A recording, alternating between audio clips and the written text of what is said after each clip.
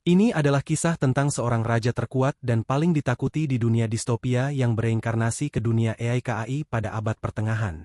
Ketika ia membuka matanya sebagai bayi yang baru lahir, ia mendapati kedua orang tuanya menatapnya dengan penuh cinta dan kebahagiaan. Dengan wajah penuh sukacita, mereka mengomentari betapa anak mereka memiliki kemiripan dengan mereka dan menyambutnya dengan penuh kasih sebagai anggota keluarga baru. Sang ayah, Reynolds, menamai putranya Arthur dan berharap agar Arthur segera memanggilnya Papa. Namun, sang ibu, Alice, merasa bahwa Arthur masih terlalu muda untuk itu. Saat kedua orang tua muda tersebut bermain dengan bayi mereka, Arthur justru bertanya-tanya siapa sebenarnya mereka dan mengapa mereka mengaku sebagai orang tuanya. Jika memang demikian adanya, berarti ia telah meninggal di kehidupan sebelumnya dan kini terlahir kembali dengan ingatannya yang utuh. Arthur menatap langit malam yang bertabur bintang, merasa tidak percaya bahwa setelah sekian banyak kemenangan dan dominasinya atas dunia, para dewa kini telah mereduksinya menjadi seorang bayi yang tak berdaya. Perasaan malu menyelimutinya, terlebih saat ia harus menjalani proses bersendawa dan mengenakan popok. Meskipun demikian, ia tidak membenci kehidupannya saat ini karena kedua orang tuanya memperlakukannya dengan penuh kasih sayang. Namun, ia tetap merasa tidak nyaman, terutama dengan ketidakberdayanya dan ketakutan bahwa seseorang bisa saja menyakitinya kapan saja. Untuk menjaga kewaspadaan, Arthur mengepalkan tangannya. Sang ayah memperhatikan hal ini dan memanfaatkan kesempatan itu untuk meletakkan jarinya di telapak tangan Arthur, menunjukkan kepada istrinya betapa putra mereka mencintainya.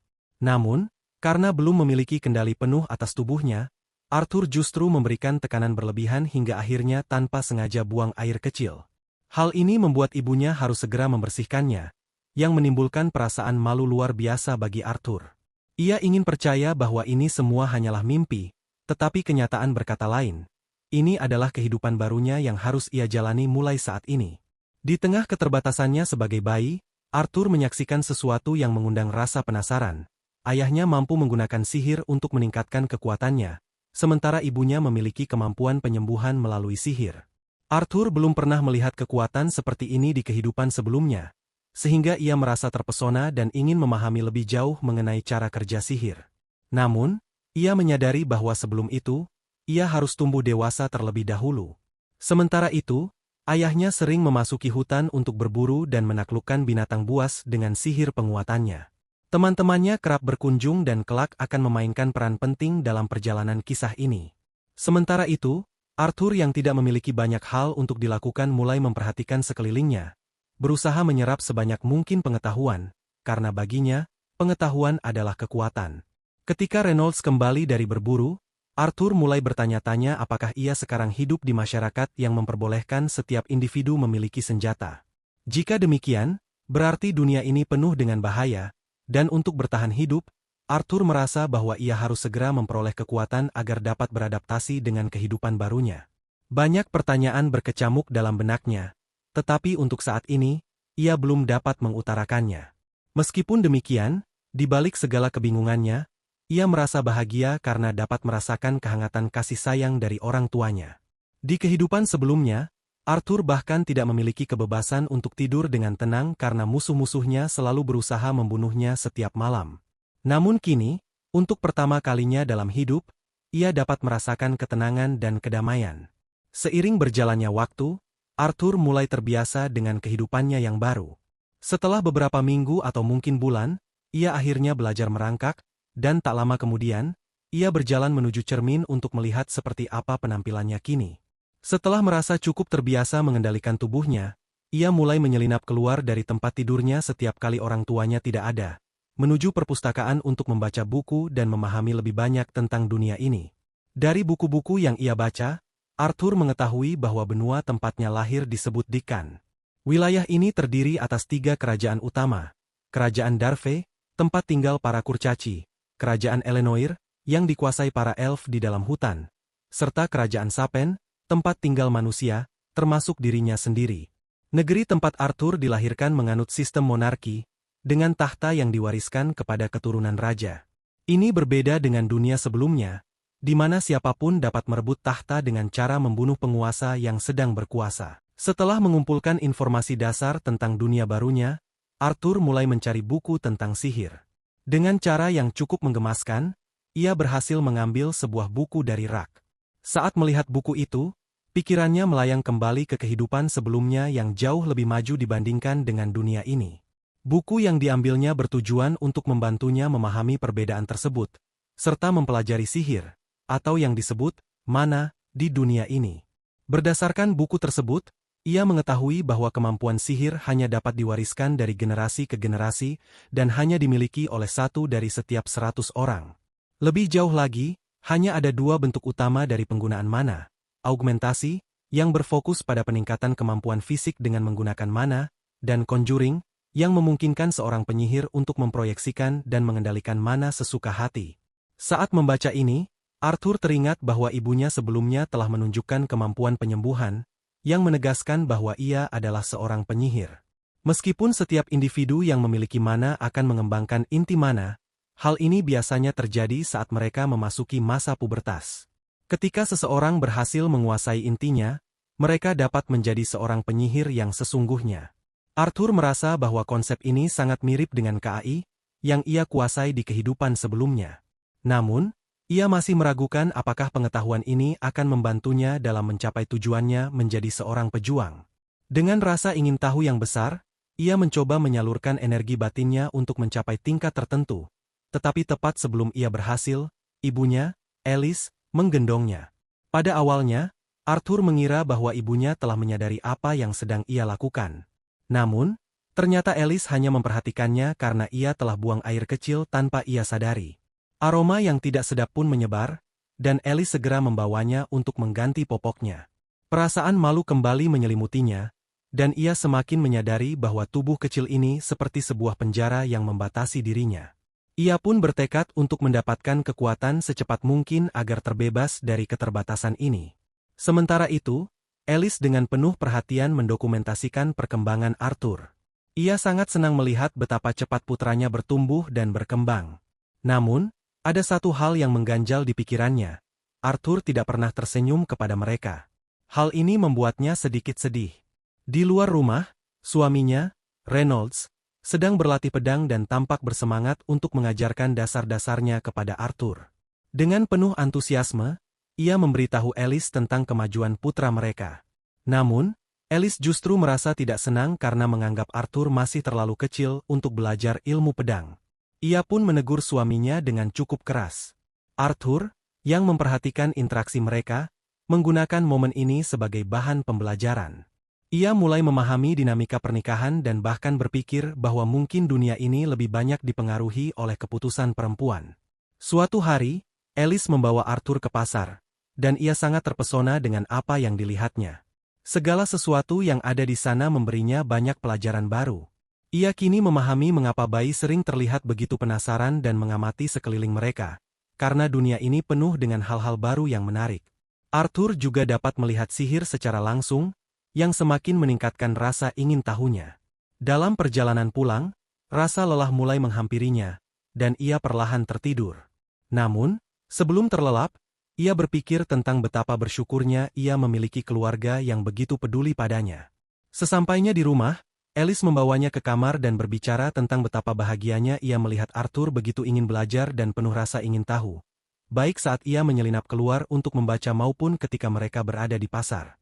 Alice yakin bahwa sifat ini diwarisi dari suaminya, Reynolds, yang juga memiliki keinginan besar untuk menjelajahi dunia. Malam itu, Arthur melihat ayahnya sedang mempraktikkan sihir di halaman rumah.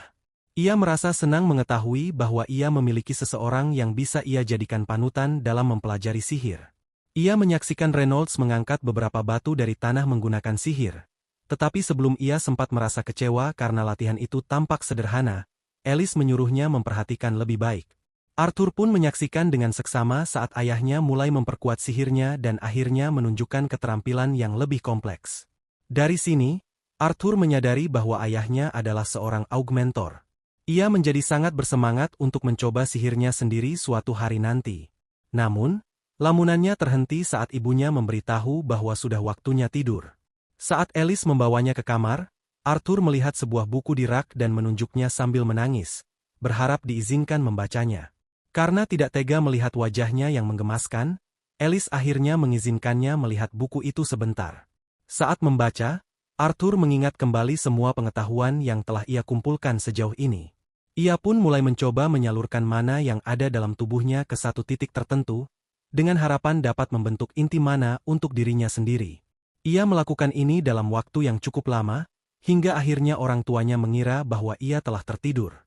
Tiba-tiba, suara ledakan keras terdengar dari dalam rumah. Reynolds segera bertindak, melindungi istrinya dari bahaya. Namun, punggungnya terkena luka bakar akibat ledakan tersebut. Setelah memastikan bahwa Alice baik-baik saja, mereka langsung teringat bahwa Arthur masih berada di dalam rumah. Dengan penuh kepanikan, mereka berlari masuk dan terkejut melihat Arthur mengambang di udara. Keduanya terdiam, tak mampu berkata-kata saat menyaksikan putra mereka perlahan turun ke tanah. Namun, di saat yang bersamaan, atap rumah mulai runtuh akibat kekuatan tak terkendali yang baru saja dilepaskan Arthur. Sebagai bayi, Arthur tidak memiliki refleks untuk menyelamatkan dirinya sendiri. Namun, orang tuanya dengan sigap melindunginya, memastikan bahwa ia tidak terluka sedikitpun. Dalam momen itu, Arthur menyadari bahwa kedua orang tuanya benar-benar akan melakukan apapun untuk melindunginya. Perasaan aman yang belum pernah ia rasakan di kehidupan sebelum. Kita diperlihatkan sekilas kehidupan masa lalu Arthur, yang dahulu dikenal sebagai Raja Grey. Pada masa itu, seorang pelayan kerajaan tertangkap saat mencoba membunuhnya.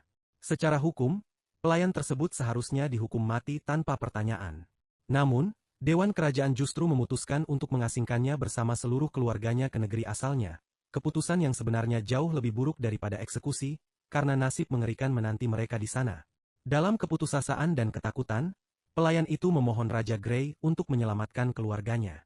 Namun, Grey tidak menunjukkan belas kasih. Ia justru membunuh istri dan anak perempuan pelayan itu di hadapan matanya, bukan karena dendam, tetapi sebagai bentuk belas kasihan. Tindakan kejam ini menunjukkan betapa dinginnya sosok Grey. Maka dari itu, sangat sulit dipercaya bahwa Arthur kecil yang polos ini adalah orang yang sama dengan penguasa kejam di masa lalu. Saat ini, Arthur menghabiskan waktunya bersama sang ayah, Ray, yang memberikannya sepasang sarung tangan tempur yang identik dengan miliknya. Namun, Arthur menolak dan memilih tetap menggunakan pedang kayunya. Ia beralasan bahwa, dengan kondisi fisiknya saat ini, memakai sarung tangan akan mengurangi jangkauan serangannya dan menjadi kerugian dalam pertarungan. Ray tidak mempermasalahkan keputusan Arthur untuk menolak sarung tangan dan hanya tersenyum sebelum mereka melanjutkan sesi latihan bersama seperti biasa. Namun, hari itu berbeda. Di tengah pertarungan, Arthur mengungkapkan bahwa ia telah belajar cara memperkuat pedangnya dengan mana. Dengan kekuatan barunya itu, ia berhasil melucuti senjata Ray untuk pertama kalinya. Ray pun terdiam, terkejut, dan tak mampu berkata-kata melihat betapa cepat putranya berkembang. Saat makan malam, Ray memutuskan bahwa Arthur membutuhkan seorang instruktur yang lebih mumpuni. Ia khawatir kemajuan Arthur akan terhambat jika hanya dilatih olehnya. Ibu Arthur, Alice, sempat menentang keputusan tersebut. Ia tahu bahwa jika Arthur diasuh instruktur, maka anaknya harus meninggalkan rumah mereka di lereng bukit dan hidup sendiri di kota, padahal usianya baru 4 tahun. Namun, Ray bersikeras. Ia menjelaskan bahwa Arthur kini sudah bisa memperkuat benda dengan sihir, dan bahwa pelatihan lebih lanjut akan sangat bermanfaat untuk masa depan. Perdebatan antara Ray dan Alice memuncak di meja makan, hingga akhirnya Arthur menyela dengan solusi sederhana, agar kedua orang tuanya ikut bersamanya pindah ke kota. Dengan cara itu, Ray tetap bisa mengatur pelatihan Arthur, dan Alice tetap bisa berada di sisi putranya. Usulan ini disambut baik oleh keduanya, dan mereka segera mulai berkemas untuk pindah. Tak lama kemudian, sekelompok petualang bernama Twin Horns atau dua tanduk datang untuk mengawal keluarga Arthur menuju kota. Arthur memperkenalkan diri kepada para anggota kelompok tersebut, termasuk pemimpinnya, Adam. Adam mengatakan bahwa mereka pernah bertemu sebelumnya, walaupun ia mengira Arthur tidak akan mengingatnya. Namun, Arthur justru mengingatnya dengan sangat jelas, terutama saat rumah mereka dulu hancur dan para petualang itu datang membantu membangunnya kembali. Dari situ, Arthur mengetahui bahwa orang tuanya pernah menjadi bagian dari kelompok tersebut sebelum akhirnya menetap. Setelah Adam berbicara, Angela memeluk Arthur dengan sangat erat sampai-sampai ia kesulitan bernapas, hingga Deran menariknya agar melepaskan pelukan. Saat itu, Arthur melihat seorang gadis muda yang memperhatikannya dari atas kereta. Jasmine, sosok pendiam yang hanya memandangi Arthur dari kejauhan. Saat Helen memperkenalkan dirinya dan Jasmine, perjalanan mereka menuju kota Shrewsbury pun dimulai. Di dalam hati, Arthur membandingkan transportasi kereta yang mereka gunakan dengan dunia lamanya, di mana mobil terbang adalah hal biasa. Meski begitu, ia tidak terlalu mengeluh, terlebih dengan ibunya yang selalu menjaga dan peduli. Selama perjalanan, mereka beberapa kali beristirahat. Dalam salah satu waktu istirahat, mereka diserang oleh sekawanan serigala liar. Peristiwa ini membuka mata Arthur tentang betapa berbahayanya dunia luar. Jasmine tampil ke depan dan melawan serigala dengan cekatan menggunakan belatinya. Ray, Adam, dan anggota lainnya juga segera bergabung, dan mereka berhasil mengatasi situasi dengan cepat. Arthur yang menyaksikan pertempuran itu merasa terinspirasi dan mulai berharap bisa ikut bertarung bersama mereka suatu hari nanti. Malam harinya, mereka berpesta. Namun, Arthur memperhatikan bahwa ibunya, Alice, tidak menyentuh makanan sama sekali. Saat ia bertanya, Alice mengatakan dirinya kenyang. Namun, Arthur merasa ada yang tidak beres. Ketika melihat lengan Ray terluka, Alice langsung bangkit untuk menyembuhkannya. Suasana mendadak menjadi lebih serius, dan para anggota kelompok tampak berjaga-jaga. Rupanya karena kemampuan penyembuhan sangat langka dan dicari banyak pihak. Ternyata, alasan utama Ray dan Alice tinggal di tempat terpencil selama ini adalah demi menyembunyikan kemampuan penyembuhan Alice dari orang-orang yang berniat jahat. Setelah pesta, Adam meminta izin kepada Ray dan Alice untuk mencoba bertanding dengan Arthur. Ia penasaran apakah anak itu memang seistimewa yang dikatakan. Anggota kelompok lainnya pun berkumpul untuk menyaksikan pertarungan, menciptakan kerumunan kecil. Arthur yang baru berusia 4 tahun sempat heran. Tidakkah mereka semua merasa ini tidak adil? Namun, pertarungan pun dimulai. Ini adalah pertandingan pertama Arthur melawan orang lain selain ayahnya. Tidak seperti Ray yang hanya menggunakan tongkat kayu, Adam membawa tombak asli, meskipun ujungnya dibalut kain. Segera setelah duel dimulai, Adam tidak membuang waktu dan langsung memperkuat tombaknya dengan mana. Arthur pun merespons dengan melakukan hal serupa, tetapi ia melangkah lebih jauh dengan menyalurkan mana ke kakinya, sehingga kecepatannya meningkat secara drastis. Dalam sekejap, ia melesat maju dan mendaratkan pukulan pertama sebelum Adam sempat bereaksi. Ia lalu menyelinap di antara kedua kaki Adam dan menciptakan jarak. Aksi itu membuat seluruh kelompok terdiam, terkesima oleh kecepatan dan ketepatan gerakannya. Pertarungan pun menjadi semakin intens. Mereka beradu serangan secara langsung, tetapi kesenjangan kekuatan di antara mereka mulai terlihat jelas. Arthur, yang masih memiliki tubuh kecil dan kekuatan terbatas, akhirnya terpental oleh salah satu serangan Adam. Dampaknya membuatnya terbang ke belakang, dan ia segera menyadari betapa rapuh tubuhnya saat ini untuk menghadapi pertarungan langsung. Sebelum ia menghantam tanah terlalu keras, Angela dengan sigap menggunakan sihir anginnya untuk memperlambat jatuhnya. Duran segera mendekat dan menegur Adam karena telah bertindak terlalu jauh terhadap seorang anak kecil, mengingatkannya bahwa ia seharusnya menahan diri. Adam pun mengangkat tangan sebagai tanda minta maaf, mengakui bahwa ia terbawa suasana, semata-mata karena teknik Arthur benar-benar membuatnya lengah. Dalam hati, ia bertanya-tanya seperti apa pelatihan keras yang diberikan Ray kepada anak ini, sehingga menjadikannya sehebat ini di usia 4 tahun. Sementara itu, Jasmine menatap Arthur dengan penuh rasa ingin tahu.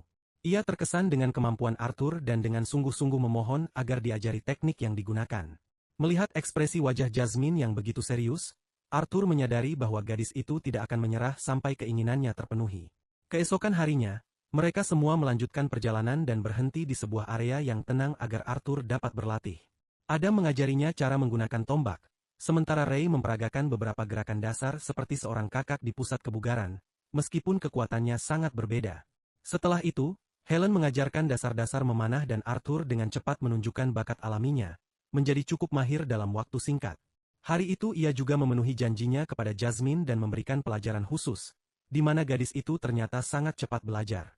Malam harinya, saat Arthur membaca buku, Jasmine terus-menerus memandangnya seakan-akan terpesona. Ia bahkan mulai mengikuti Arthur kemanapun, seperti seorang pengagum rahasia. Keesokan harinya, yang kebetulan adalah hari ulang tahun Arthur, Jasmine memberinya sebuah belati sebagai hadiah. Ia bahkan menjelaskan cara menggunakannya dengan detail, mengejutkan anggota kelompok lainnya.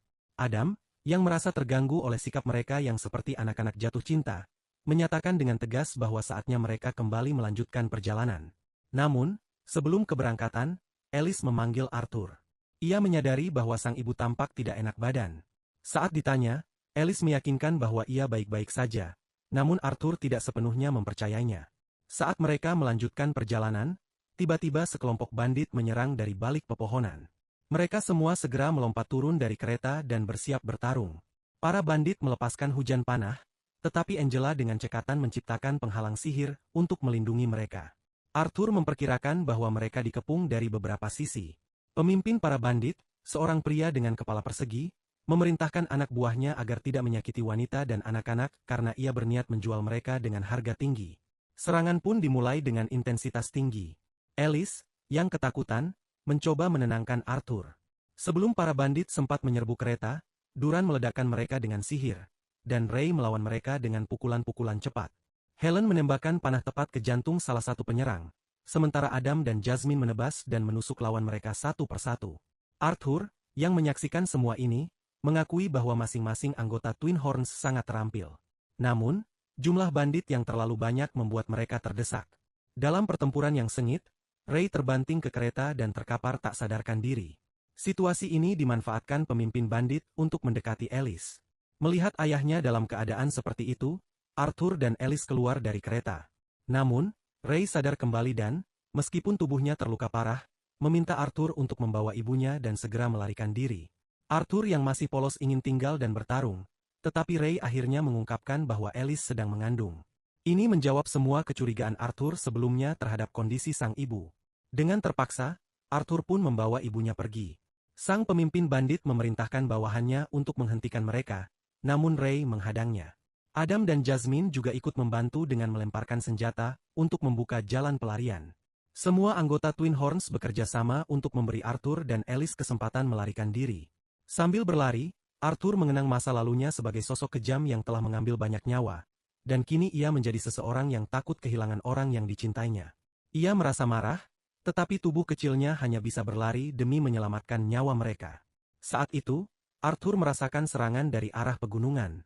Ia mendongak dan melihat seorang pria mencurigakan hendak menyerang dengan sihir. Dengan refleks, Arthur mendorong ibunya untuk menyelamatkannya, tetapi ia sendiri terkena serangan dan jatuh dari tebing. Saat terjatuh, ia tidak ingin menyerah begitu saja. Ia menggunakan belati hadiah dari Jasmine, melemparkannya ke arah musuh. Beruntung, belati itu berhasil menancap di kaki lawan dan menariknya jatuh bersamanya. Duran dan Angela mencoba menggunakan sihir untuk menyelamatkan Arthur, tetapi ia sudah terlalu jauh untuk dijangkau. Saat jatuh, Arthur merenungkan arti keberadaannya. Dari atas, Alice menatapnya dengan air mata dan tangan terentang, berharap bisa menangkap anaknya. Namun, Arthur merasa lega karena telah melindungi keluarganya, meskipun ia sedih tak sempat menjadi seorang kakak. Ajaibnya, Arthur selamat dari jatuh tersebut dan terbangun di hadapan seekor monster besar yang tampak sangat ganas. Ketakutan pun menyelimutinya. Pemandangan monster itu membuat Arthur sangat ketakutan hingga ia tidak mampu berbicara. Dalam benaknya, Arthur curiga bahwa makhluk tersebut telah memancingnya ke tempat ini untuk menyerangnya. Namun, monster itu hanya mendorong Arthur dengan jentikan jarinya, lalu meyakinkannya bahwa ia bukanlah musuh. Ia kemudian bangkit dan memetik beberapa buah ajaib dari tanaman misterius yang ia tanam sendiri, bermaksud memberikannya kepada Arthur karena mengira Arthur membutuhkan makanan dan nutrisi untuk menyembuhkan lukanya. Arthur kesulitan mempercayai bahwa makhluk yang begitu menakutkan bisa bersikap seperti seorang ibu yang penuh kasih. Ia tetap merasa ragu akan niat baiknya. Namun karena luka-lukanya terasa begitu sakit hingga ia tak mampu bergerak, Arthur mulai menangis tak terkendali. Melihat itu, wanita monster tersebut berjanji akan menjawab semua pertanyaan yang memenuhi benak Arthur. Merasa ini adalah kesempatan, Arthur pun mulai memakan buah-buah tersebut. Setelah syarat itu terpenuhi, ia bertanya apakah orang tuanya selamat. Wanita itu mengklaim bahwa meskipun dirinya tidak bisa meninggalkan gua karena kesadaran spasialnya, ia telah memastikan bahwa keluarga Arthur berhasil mengalahkan para bandit dan telah meninggalkan tempat ini beberapa hari yang lalu. Arthur merasa lega mendengar bahwa ibu, ayah, serta adik perempuannya yang akan segera lahir dalam keadaan aman. Ia mengucapkan terima kasih kepada wanita monster itu karena telah menyelamatkan hidupnya. Ia tidak tahu harus memanggilnya apa, dan kami pun demikian.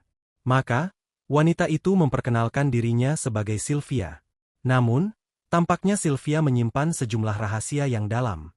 Hari-hari berikutnya, Arthur berada di bawah perawatan Sylvia. Ia terus mengonsumsi buah-buahan ajaib yang mempercepat proses penyembuhannya, hingga luka-lukanya pulih sepenuhnya. Ketika ia sudah dapat bergerak kembali, ia menyatakan ingin pulang. Namun, menurut Sylvia, mereka kini berada di wilayah yang penuh dengan monster dan bandit mematikan. Jika Arthur memaksa pergi sendirian, ia tidak akan bertahan hidup sehari pun di luar sana. Sylvia, yang tak tahan melihat Arthur terpisah dari keluarganya, mulai memikirkan cara untuk mengirimnya pulang. Dengan menggunakan sisa kekuatan sihirnya, ia bersiap membuka sebuah celah dimensi. Sementara itu, Arthur menghabiskan waktunya dengan berlatih ilmu pedang. Di sela-sela latihan, ia terus bertanya-tanya, rahasia apa yang sebenarnya disembunyikan makhluk menyeramkan itu darinya? Mengapa ia begitu peduli padanya? Dan apa arti luka besar yang menganga di dadanya? Namun karena Sylvia tidak pernah berbicara tentang dirinya sendiri, Arthur tak memiliki cara untuk mengetahui jawabannya. Setelah latihan, Arthur mulai bermeditasi untuk memperkuat mananya. Hal ini menarik perhatian Sylvia. Ia kemudian memperlihatkan kepada Arthur sesuatu yang lebih menarik, sebuah metode untuk mengumpulkan mana dari lingkungan sekitar sambil sekaligus menggunakannya dalam sihir. Sylvia menjelaskan bahwa konsep yang umum diyakini banyak orang tentang mana justru menciptakan masalah. Pengumpulan dan penggunaan mana dilakukan secara terpisah. Ia menunjukkan bahwa banyak makhluk seperti dirinya mampu melakukannya secara bersamaan, sehingga tidak mengalami penipisan mana sama sekali. Ia menambahkan bahwa hewan-hewan sihir pun secara alami dapat melakukan teknik ini, seolah mereka bernapas dengan mana. Sylvia kemudian bertanya pada Arthur, apakah ia ingin mempelajari kemampuan tersebut. Tanpa ragu, Arthur menjawab dengan semangat, ya.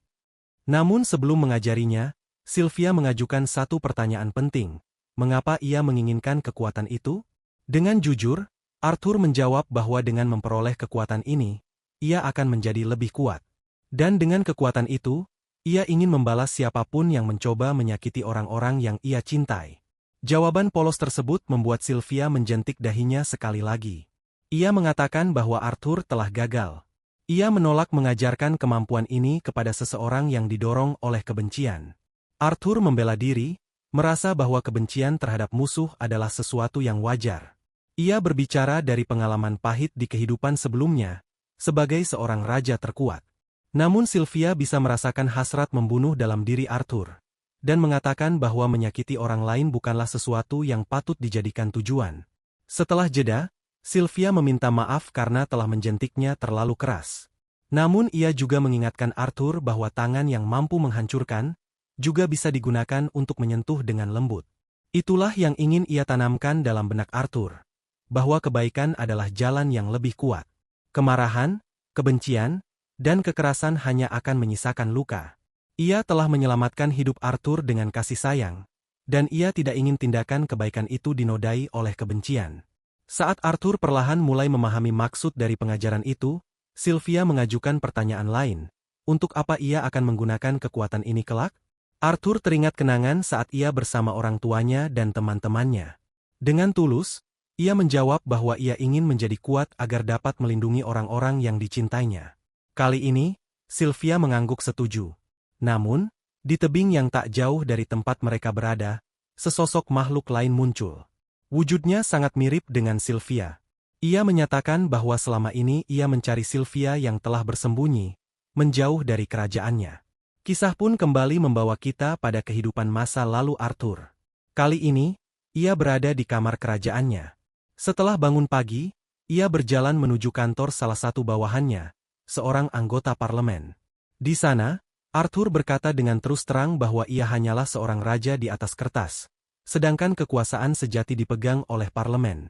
Di dunia di mana sumber daya mulai habis dan angka kelahiran menurun drastis, Arthur merasa dirinya hanyalah alat kekerasan. Bawahannya mencoba menenangkan dan memujinya dengan kata-kata indah. Namun Arthur tetap pergi. Tak lama setelah itu, ia terbunuh secara misterius. Saat mencoba menggunakan kekuatan yang diberikan Sylvia padanya, Arthur mulai mengingat kembali kehidupan sebelumnya. Dalam kehidupan itu, ia menyadari bahwa tidak semua orang memiliki keberuntungan seperti dirinya. Yang ia coba lakukan saat itu hanyalah membangkitkan kemampuan untuk menggunakan kekuatan KAI. Namun kekuatan itu justru membanjirinya secara tiba-tiba, membuatnya kewalahan.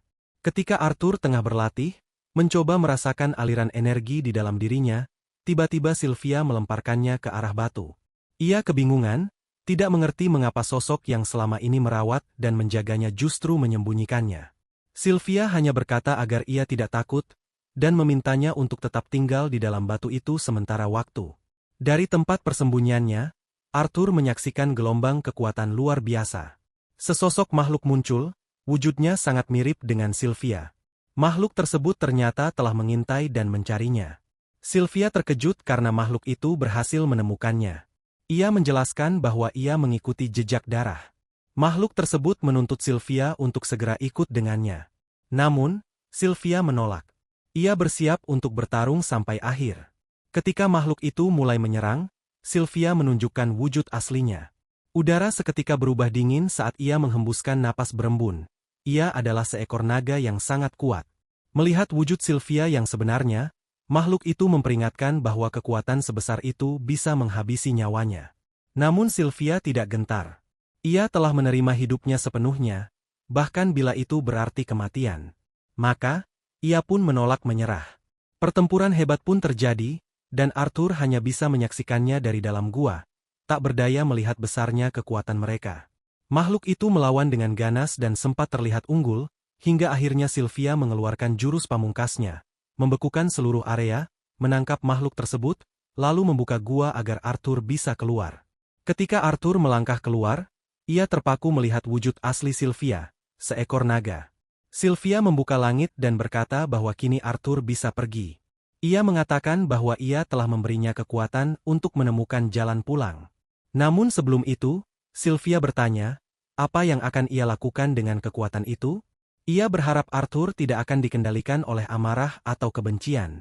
Arthur menjawab dengan tulus bahwa ia akan menggunakan kekuatan itu untuk melindungi keluarganya. Sylvia tersenyum, mengatakan bahwa ia tidak ingin Arthur menjalani hidup yang dipenuhi kesedihan atau dendam. Bagi Sylvia, kekuatan bukanlah alat untuk membalas, melainkan sarana untuk menyebarkan kasih sayang. Jawaban Arthur sangat menyentuh hatinya. Sebelum berpisah, Sylvia memberikan sebutir telur naga dan sehelai bulu, memintanya untuk membungkus telur tersebut dengan bulu itu. Ketika ia menyentuh Arthur, aliran energi luar biasa merasuki tubuhnya. Garis bercahaya, menyerupai tato, menyebar dari jemari ke lengannya. Pakaiannya robek memperlihatkan tanda-tanda itu. Sylvia mengakui bahwa ia sebenarnya bisa mengirim Arthur pulang lebih awal. Ia selalu tahu caranya. Arthur sempat mengira ia ditahan karena dunia luar tidak aman. Namun kebenarannya adalah, Sylvia menikmati kebersamaan mereka. Baginya, memiliki seseorang untuk diajak bicara, menjalin ikatan, adalah hal yang sudah lama tidak ia alami. Arthur adalah anugerah, ia belajar banyak darinya. Mereka berpisah dalam tangis. Arthur sangat menyesal karena tidak bisa melakukan apapun untuk melindungi Sylvia. Ia teringat semua hal yang telah diajarkan Sylvia padanya, bagaimana ia diperlakukan dengan kasih sayang. Tapi pada akhirnya, ia bahkan tak bisa menyelamatkannya. Ia merasa hancur, merasa gagal. Tapi bagi Sylvia, semua itu tidak penting. Ia bersyukur telah menjalani hidupnya seperti ini. Dengan senyum lembut, Sylvia berkata bahwa ia tidak peduli apakah dirinya seekor naga atau dianggap monster. Yang ia tahu adalah, Arthur adalah keluarganya. Arthur, dengan mata berkaca-kaca, menggoda, bagaimana aku bisa memanggilmu keluarga? Aku sudah punya ibu yang menungguku di rumah. Sylvia tersenyum, dan Arthur berkata dengan pelan, kalau begitu, kamu nenekku. Satu kata itu, nenek, menyentuh hati Sylvia yang terdalam. Bahkan sebagai seekor naga, ia tak kuasa menahan air mata. Ia meminta Arthur untuk memanggilnya seperti itu sekali lagi. Arthur menuruti, dan menyebutnya sebagaimana ia memanggil neneknya sendiri. Sylvia pun berbaring diam, puas dengan hidupnya. Arthur mengambil telur dan bulu pemberiannya, dan saat langit terbuka, saatnya tiba untuk pergi. Namun Arthur enggan meninggalkannya. Ia memohon agar Sylvia ikut bersamanya, tetapi Sylvia tidak menjawab. Portal tertutup tepat saat Arthur meninggalkannya. Sylvia kemudian melepaskan segel dunia tersebut. Lawannya kembali mendapatkan kekuatannya. Sylvia jatuh ke tanah, terlihat seperti telah tiada. Makhluk itu mendekat, bertanya-tanya apakah Sylvia sungguh mati hanya karena satu serangan. Namun Sylvia hanya berpura-pura. Saat lawannya mendekat, ia membuka mata dan melepaskan ledakan mana yang sangat dahsyat. Kekuatan yang tak mungkin ditahan oleh siapapun. Seluruh gua bergetar, ledakan itu bahkan mencapai permukaan. Sementara itu, Arthur melanjutkan perjalanan pulangnya dengan air mata di wajah. Suara Sylvia bergema di langit, mengingatkannya untuk tidak melupakan percakapan mereka. Ia tahu kesedihan itu wajar, namun ia memohon agar Arthur tetap tersenyum. Bukan karena ia harus melawan atau membalas dendam, tapi karena ia ingin Arthur hidup bahagia. Ia menyarankan agar Arthur tidak memaksakan diri untuk selalu tersenyum, melainkan cukup mengambil langkah kecil satu persatu. Mengubah dunia sedikit demi sedikit. Arthur sempat meragukan dirinya. Tapi suara Sylvia mengingatkannya. Dia adalah Raja Grey, raja terkuat. Ia bisa melakukan apapun. Ia memohon agar Arthur tidak mengisi hatinya dengan amarah dan luka, tetapi dengan harapan dan cinta. Arthur akhirnya menyadari semua kebenaran itu. Momen itu penuh dengan emosi dan ketulusan. Suara Sylvia perlahan memudar, tersapu angin. Kini Arthur telah kembali ke bumi. Ia dengan hati-hati menyimpan telur dan bulu pemberian Sylvia ke dalam tasnya. Dengan tekad dan kekuatan baru, ia melangkah pulang. Niatnya satu, mengubah dunia, dengan senyuman, selangkah demi selangkah. Setelah Arthur selesai meluapkan kesedihannya atas kepergian Sylvia, ia perlahan bangkit dan menyimpan telur kristal ke dalam kantongnya. Ia kemudian menatap sekeliling dan mendapati dirinya berada di tengah hutan lebat yang tampak berbahaya. Tiba-tiba, Arthur mendengar suara teriakan seorang gadis dari kejauhan. Tanpa berpikir panjang, ia melompat di antara pepohonan untuk mencari sumber suara tersebut. Tak lama kemudian, ia menemukan sekelompok bandit tengah menculik seorang gadis peri. Mereka membicarakan rencana untuk menjual gadis tersebut ke Pulau Epstein demi mendapatkan keuntungan besar. Pemandangan itu seketika membangkitkan kenangan pahit dalam diri Arthur. Kenangan ketika kelompoknya dulu diserang oleh bandit dan ia nyaris mengalami nasib serupa. Rasa marah mulai membara di dalam dirinya, namun Arthur mengingat janjinya kepada Sylvia. Ia tidak akan membiarkan emosi menguasai dirinya. Dengan tekad itu, ia memutuskan untuk mengikuti gerombolan bandit tersebut, yakin bahwa mereka akan membawanya ke pemukiman manusia terdekat. Saat malam tiba dan para bandit beristirahat, mereka mulai berbicara tentang rencana jahat mereka terhadap gadis peri itu sebelum menjualnya. Mendengar hal tersebut, Arthur tidak bisa tinggal diam lagi. Ia mulai mengumpulkan mana untuk bersiap menyerang. Ia juga memperhatikan bahwa para bandit mengendalikan monster liar menggunakan semacam sihir berbasis warna. Dengan cerdik, Arthur melemparkan beberapa kacang ke arah para monster, membuat mereka menjadi gelisah dan melolong kencang. Suara itu membuat para bandit panik karena dapat menarik perhatian monster lain. Salah satu bandit segera pergi untuk menenangkan situasi, dan Arthur memanfaatkan momen ini. Ia membentuk bilah mana di tangannya, menyelinap ke belakang bandit, dan menebasnya. Ia kemudian mengambil pisau milik bandit tersebut. Namun sebelum ia sempat bersantai, bandit kedua datang. Arthur segera membunuhnya sebelum ia sempat mengeluarkan suara. Meski begitu, Arthur mulai merasakan kelelahan dan tubuhnya mulai kehilangan stamina. Tak lama, bandit ketiga datang mencari rekannya. Arthur kembali menyerang, tetapi hanya berhasil melukai kakinya. Bandit itu lantas memanggil kawannya dan memperingatkan bahwa mereka sedang berhadapan dengan seorang penyihir muda.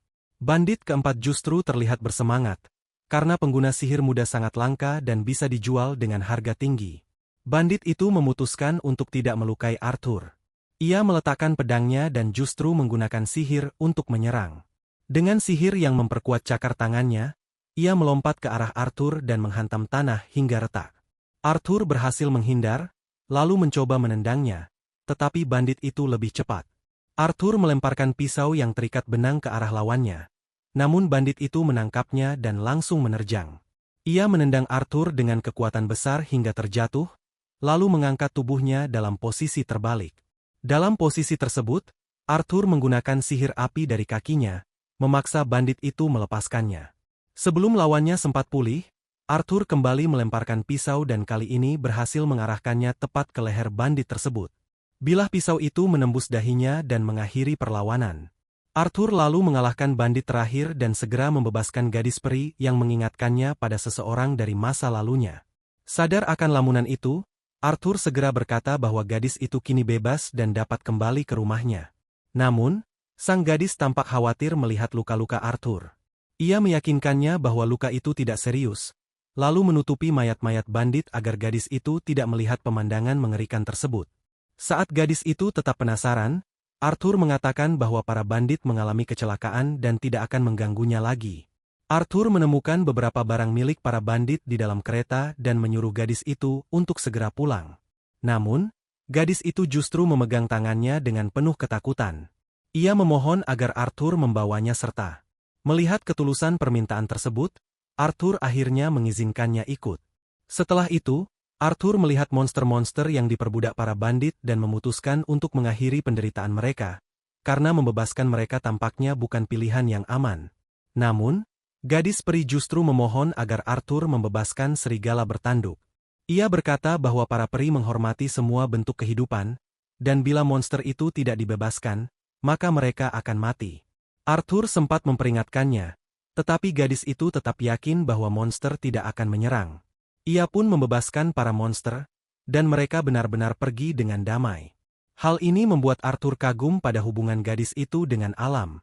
Akhirnya, Arthur memutuskan untuk mengantarkan gadis itu pulang. Ketika mereka berhenti untuk beristirahat, ia baru mengetahui bahwa nama gadis itu adalah Tessa.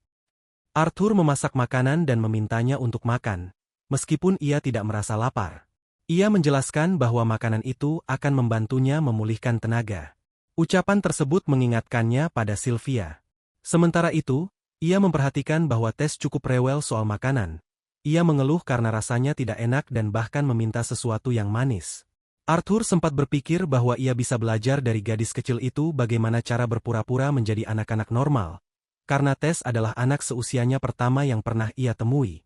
Tess kemudian bertanya kepada Arthur apa yang sedang ia lakukan di tempat itu. Arthur menjawab bahwa ia terpisah dari kedua orang tuanya. Mereka melanjutkan perjalanan untuk mencari desa kaum elf, yang ternyata memakan waktu lebih lama dari yang diharapkan Arthur.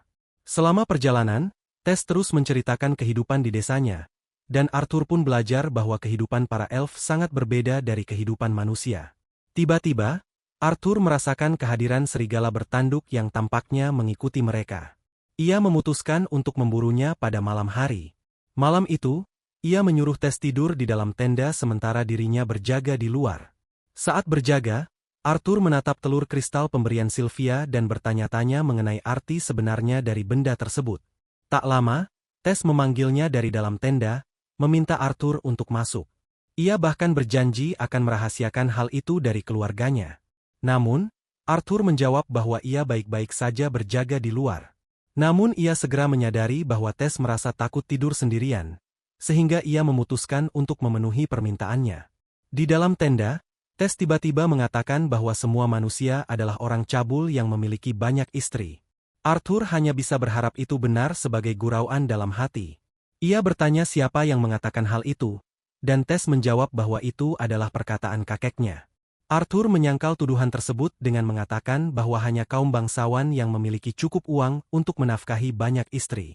Namun, Tess tertidur sebelum ia menyelesaikan penjelasannya. Keesokan paginya, mereka melanjutkan perjalanan, dan Tess mulai merasa semakin nyaman berada di sekitar Arthur.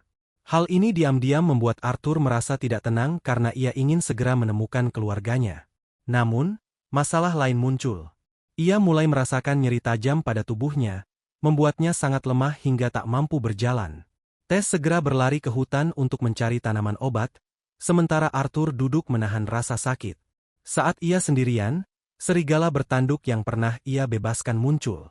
Arthur dilanda ketakutan, khawatir makhluk itu hendak menyerangnya di saat ia paling lemah. Namun, saat itu Tess kembali sambil membawa beberapa tumbuhan.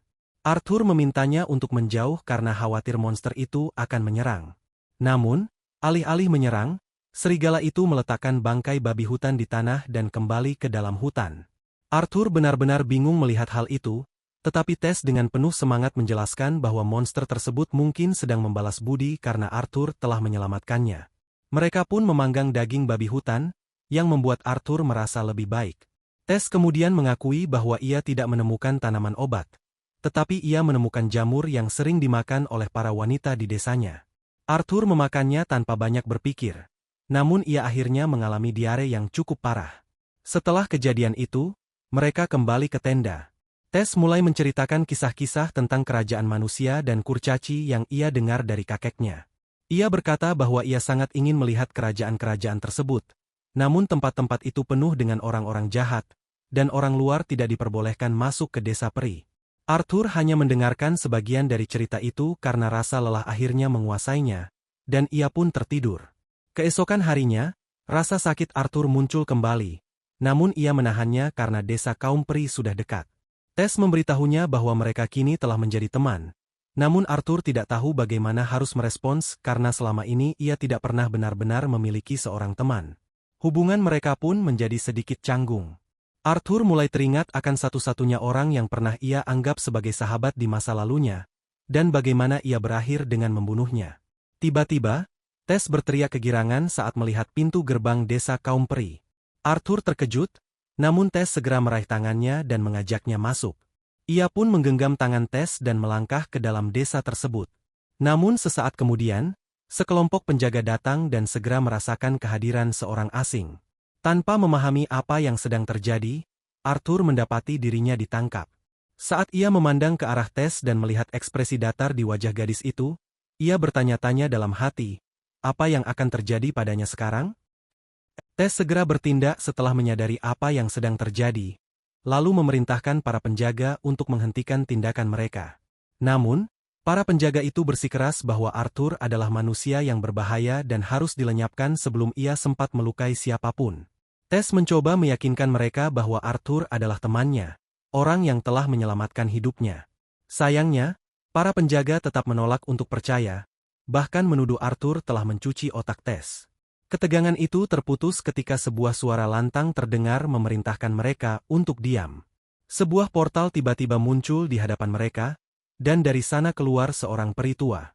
Ia langsung menyuruh para prajurit untuk melepaskan pemuda itu. Saat Tess mendekati Arthur untuk memeriksa keadaannya, ia bahkan sempat menyerang para prajurit karena merasa mereka telah mengancam temannya. Namun, sang peri tua, yang ternyata adalah kakek Tess, menenangkannya dan menjelaskan bahwa reaksi para penjaga tersebut cukup wajar, mengingat seorang manusia muncul di kerajaan mereka bersama sang putri yang selama ini hilang. Peri tua itu memperkenalkan dirinya sebagai Virian, mantan Raja Peri. Ia menyampaikan rasa terima kasihnya kepada Arthur karena telah menyelamatkan cucunya, yang juga merupakan putri kerajaan mereka. Arthur cukup terkejut mendengar hal tersebut, sulit baginya mempercayai bahwa gadis yang selama ini bersamanya adalah seorang putri. Namun, Tess hanya tersenyum kecil, seolah membenarkan segalanya. Virian kemudian bertanya kepada cucunya apakah ia tidak pernah memberitahu Arthur tentang statusnya sebagai putri kerajaan. Tess menjawab bahwa ia sudah melakukannya, tetapi Arthur merasa yakin bahwa hal itu tidak pernah disampaikan sebelumnya. Di saat yang hampir bersamaan, kedua orang tua Tess tiba. Tess langsung berlari memeluk mereka. Ayahnya memandang Arthur dengan tajam, dan seperti kebanyakan peri lain yang memiliki prasangka terhadap manusia, ia segera memerintahkan para prajurit untuk menghabisinya. Namun, Virian segera menjelaskan bahwa meskipun Arthur adalah manusia, ia telah berjasa besar dengan menyelamatkan nyawa Tess dan mengantarkannya kembali ke rumah dengan selamat. Tess juga ikut membela Arthur, memohon kepada ayahnya agar mau mengizinkan Arthur datang ke kastil mereka. Virian kemudian memberitahu Arthur bahwa mereka perlu berbicara secara pribadi suatu saat nanti, dan Arthur bisa merasakan adanya kekuatan besar yang tersembunyi dalam diri peri tua tersebut. Dengan cepat, Tess menggenggam tangan Arthur dan menariknya berlari melintasi kota. Arthur dibuat takjub dengan pemandangan yang mereka lewati, meskipun ia sadar bahwa para peri yang mereka jumpai memandangnya dengan kebencian dan curiga, warisan dari sejarah panjang peperangan antara manusia dan peri. Meski begitu, yang paling mengusik pikirannya adalah ekspresi dingin Tess saat pertama kali memintanya untuk menolong. Arthur juga merasa heran dengan rasa nyeri yang kerap muncul di dadanya. Ia pun memutuskan untuk lebih berhati-hati mulai sekarang. Sesampainya di istana, Tess memerintahkan para pelayan untuk melayani Arthur dengan sepenuh hati. Ia bahkan mulai merencanakan agar Arthur menginap di sana. Namun, Arthur merasa ia harus mengabari orang tuanya terlebih dahulu sebelum memutuskan hal lain. Tess mengizinkannya untuk menghubungi mereka, lalu mempersilakan Arthur duduk dan memesan teh serta makanan ringan sebelum mereka melanjutkan pembicaraan. Arthur sempat bertanya-tanya dalam hati, apakah wajar bagi seorang manusia mendapatkan perlakuan seperti itu? Tak lama, ayah Tess, Alduin, memperkenalkan dirinya dan juga istrinya, Muriel. Arthur pun memperkenalkan diri secara sopan, Dan Alduin cukup terkesan dengan tata krama pemuda itu meski berasal dari latar belakang sederhana. Arthur kemudian mulai menceritakan bagaimana ia menyelamatkan Tess dari tangan para pedagang budak. Mendengar itu, keluarga kerajaan merasa geram, bahkan langsung mengutuk manusia secara umum. Namun Arthur dengan tenang menanggapi bahwa yang patut dikutuk adalah profesi mereka, bukan rasnya. Virian bertanya bagaimana Arthur bisa membebaskan Tess. Dan Arthur menjawab bahwa ia adalah seorang penyihir. Alduin tampak sulit mempercayai bahwa seorang manusia bisa mengalahkan pedagang budak, dan para prajurit elf di sekitarnya menyuarakan kecurigaan yang sama. Mereka menuduh Arthur telah memperdaya Tess sekali lagi. Namun, Virian segera menenangkan mereka dan meminta agar semua tetap diam hingga diberi perintah lebih lanjut.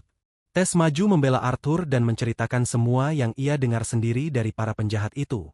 Ibunya memeluknya untuk menenangkan, sementara sang ayah mulai menunjukkan tanda-tanda kepercayaan terhadap cerita Arthur.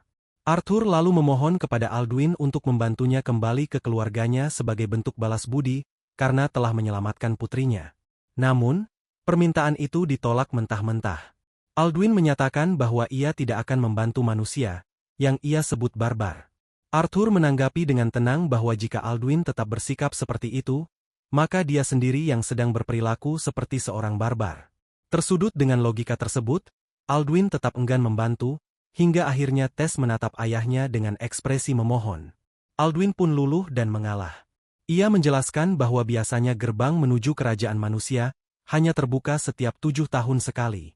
Namun, karena keadaan yang tidak biasa, mereka akan mengirim beberapa prajurit untuk mengawal Arthur kembali ke rumahnya. Arthur merasa lega, namun rasa nyeri di dadanya kembali muncul, kali ini lebih kuat dari sebelumnya. Meski begitu, ia berhasil menahan rasa sakit itu sepanjang hari.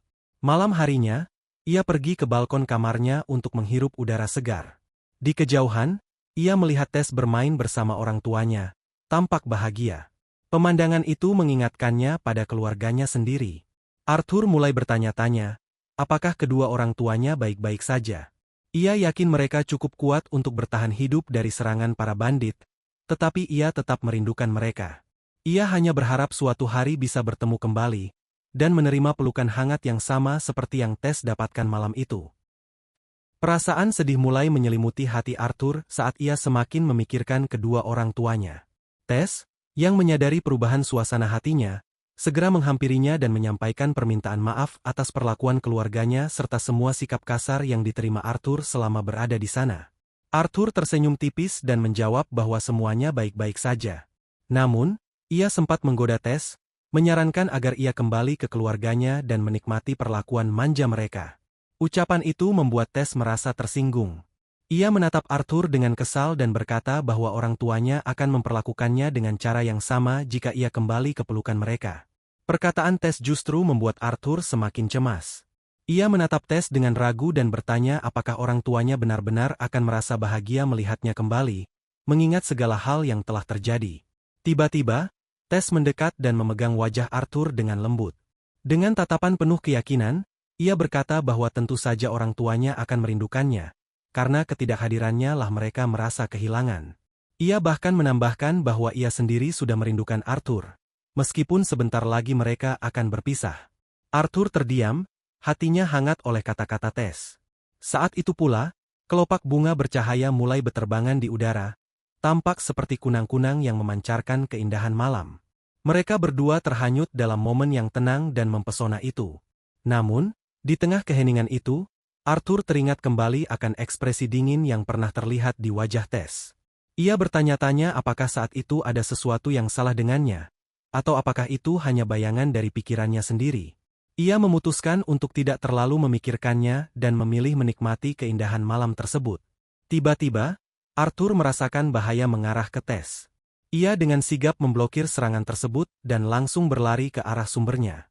Betapa terkejutnya ia saat mengetahui bahwa penyerangnya adalah Virian. Arthur, dalam amarahnya, menyerang sang peri tua sambil bertanya apakah ia benar-benar berniat mencelakai cucunya sendiri. Namun, Virian hanya balik bertanya apakah Arthur benar-benar mampu membunuh seseorang hanya dengan kelopak bunga. Arthur membuka telapak tangannya dan melihat bahwa yang dilemparkan Virian hanyalah beberapa kelopak bunga bercahaya. Virian lalu memuji refleks Arthur yang luar biasa, menyimpulkan bahwa ia memang layak menghadapi para pedagang Buddha. Tess tampak marah atas tindakan kakeknya dan mengira bahwa ia sedang mencoba menindas Arthur. Namun Virian segera menenangkan cucunya dan menjelaskan bahwa ia tidak bermaksud demikian. Justru ia merasa Arthur sangat menarik. Virian kemudian memanggil sebuah pedang kayu kecil dan memberikannya kepada Arthur, mengajaknya untuk bertanding sebagai ujian kemampuan. Arthur menerima tantangan tersebut dan segera menyerang. Namun, meskipun telah menggunakan sihir untuk meningkatkan kecepatannya, ia tidak mampu menyentuh sang peri tua sedikitpun. Virian menangkis serangannya dengan mudah dan bahkan menghancurkan pedang kayu Arthur dalam satu gerakan. Sebuah serpihan pedang terlempar ke arah Tess, namun Arthur melemparkan gagang pedangnya untuk menangkisnya. Virian terpukau dengan ketangkasan Arthur dan bersiap membalas. Melihat celah, Arthur mencoba menyerang dengan teknik ledakan tubuh, namun serangan itu pun berhasil diblokir oleh Virian berkat insting tajamnya. Tidak mau menyerah, Arthur kembali menyerang dan akhirnya berhasil memukul dahi sang peri. Virian tertawa kecil dan mengaku terkesan. Ia menyuruh Arthur bersiap untuk ronde kedua. Namun sebelum pertarungan kembali dimulai, Tess tiba-tiba melompat dan menyerang kakeknya dari belakang, menyuruhnya berhenti menindas Arthur. Virian dengan tenang menjelaskan bahwa ia tidak menindas siapapun, dan justru jika ia menahan diri, Arthurlah yang akan mengunggulinya. Arthur merasa sang peri tua melebih-lebihkannya, namun tetap mengucapkan terima kasih dengan sopan. Virian justru menegaskan bahwa ia serius, dan jika Arthur benar-benar ingin berterima kasih, maka ia harus menjadi muridnya. Arthur terkejut mendengar tawaran tersebut dan menjawab bahwa ia tidak bisa tinggal di sana karena orang tuanya pasti akan mencemaskannya. Namun, Virian mengatakan bahwa ada cara untuk memberitahu orang tuanya bahwa ia aman. Sebelum Arthur sempat bertanya lebih jauh, rasa nyeri di dadanya kembali muncul. Kali ini jauh lebih menyiksa hingga ia berlutut menahan sakit. Virian yang sudah memperhatikan gejala tersebut kini yakin bahwa Arthur telah mewarisi sesuatu yang sangat langka, kemauan binatang. Ia memperingatkan Arthur bahwa jika ia tidak menjadi muridnya, ia mungkin tidak akan bertahan hidup cukup lama untuk kembali bertemu orang tuanya.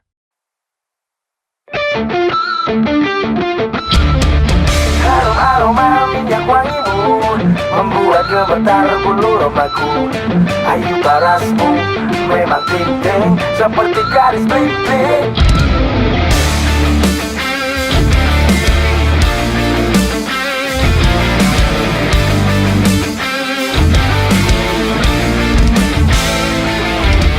Tapi kecantikmu sangat akut, ingin mendekat mentalku takut. Boymu jair mulai ke Blackpink, memang kau wanita ting-ting. Sambal lado pakai jahe, kamu sarangnya. Sambal lado tempe tahu, kamu I love you. Alamat palsumu ada di mana? Tak apalah aku jalan ke sana. Sik-asiknya selong aku terima, jangan ada kau sampai menyesalinya. Alamat palsumu ada di mana? Tak apalah aku jalan ke sana. Sik-asiknya selong aku terima, jangan ada kau sampai menyesalinya. Sambal lado pakai jahe kamu sarangnya. Sambal lado tempe tahu kamu I love you.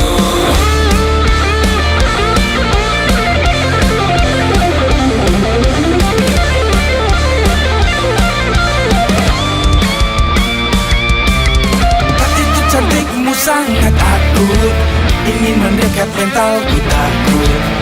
Boymu jair mulai ke Blackpink, memang kau wanita ting-ting.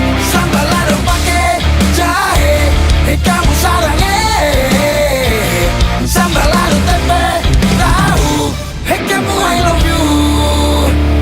Alamat palsumu ada di mana? Tak apalah aku jalan ke sana. Sik-asiknya selong aku terima, jangan ada kau sampai menyesalinya. Alamat palsumu ada di mana? Tak apalah aku jalan ke sana. Sik-asiknya selong aku terima, jangan ada kau sampai menyesalinya. Sambal lado pakai jahe kamu sarangnya. Sambal lado tempe tahu kamu I love you.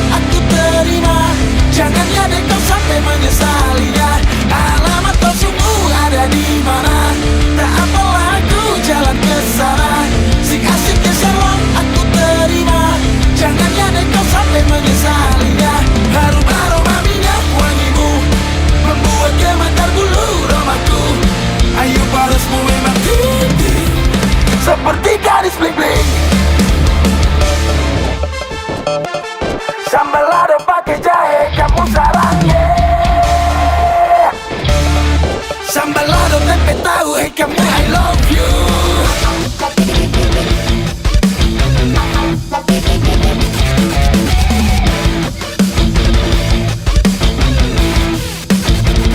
Alamat palsumu ada di mana? Tak apalah aku jalan ke sana. Sing asiknya selong aku terima. Jangan ya deh kau sampai menyesalinya. Alamat palsumu ada di mana? Tak apalah aku jalan ke sana. Sing asiknya selong aku terima. Jangan ya deh kau sampai menyesalinya.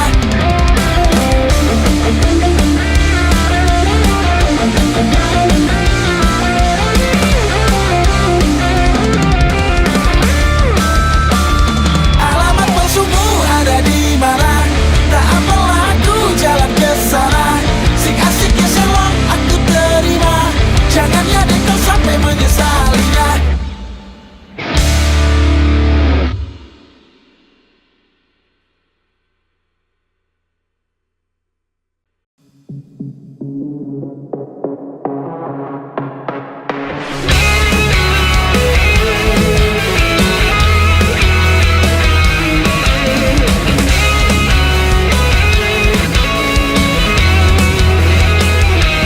Bilang belum kowe lakukan dengan karoliane.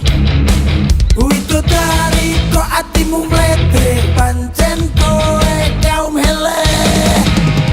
Dan sugeng dalu saiki sugeng palsu. Dalam resikoku baratan potos namu uripku nyaman. Ning kartonyo no konangan selingkuhmu. Wani kelute tak tantang kendaanmu. Wes kadunge satu rene kowe maju. Sampai tuwe lai kelas lopo lamun. Make it go. Dengan tolmano konangan selingkuhmu. Wani kelute tak tantang kendaanmu. Wes kadung satu rene kowe maju. Sampai tuwe lai kelas lopo lamun. Dengan tolmano konangan selingkuhmu. Wani kelute tak tantang kendaanmu. Wes kadung satu rene kowe maju. Sampai tuwe rai kelas lopo lamun.